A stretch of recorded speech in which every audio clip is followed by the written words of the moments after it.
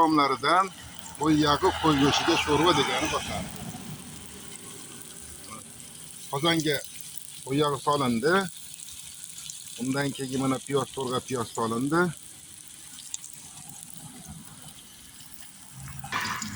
Piyozimiz qizarishni boshladi. Piyoz ko'p solindi. Chunki bir o'zimizga yegani qilyapmiz. Piyoz ko'p bo'lsa hamma ovqat ham shirin bo'ladi. Piyoz qizaryapti. Oz-moz karam mazasini chiqargani. Kartoshka, sholg'om, sabzi, chesnok, bolgarskiy va nihoyat go'sht. Go'shtimizni ham uydan pishirib olganmiz, aynib qolmasin deb. Safarga chiqayotganda shunisi ma'qulroq.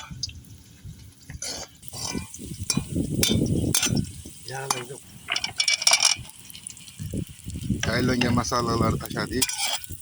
Kartoshka, sabzi, sholg'om, bolgarskiy. Borini tashladik. Yana boshqa narsalar ham tashlasa bo'ladi. Biz uni quruq holda priprava qilib olib kelganmiz. Keyinchalik suvga tashlanadi.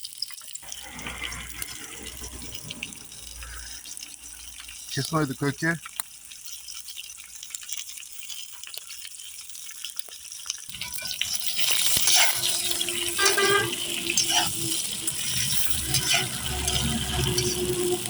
Aralashtirib turish kerak. Aralashtirib tursa yog'ni yeb juda mazali bo'ladi. Yog' ham o'zi sariyog'dan boshladik. Sariyog'imiz bor edi. Qo'y yog'i bilan tugatamiz. Ta'miga qarab tuz solindi. Mana endi karam bilan chesnogimizni ko'kini tashlab olamiz, qovurgani.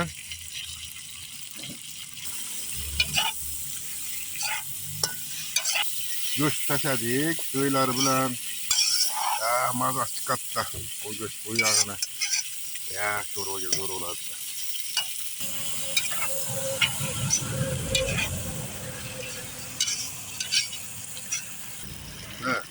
Yine dimlab qo'yamiz. Dimi bilan kartoshka nimalar ichida pishadi, sabzisi, sholg'omi.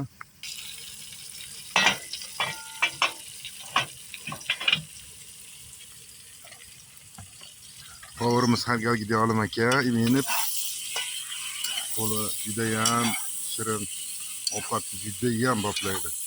Bu insonni qo'lidan ovqat yemagan odam oshni ham boplaydi. Sho'rvani ham boplaydi. Makaron sho'rvani ham boplaydi. İşte sho'rva, qo'y yog'i, qo'y go'shti, sariyog'da sho'rva. Maqtab qo'yinglar.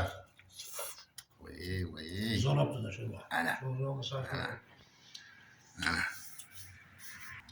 Qozonda hech qancha ovqat qolmadi, bir kishilik ovqat. Bu ham go'sht o'rniga chesnok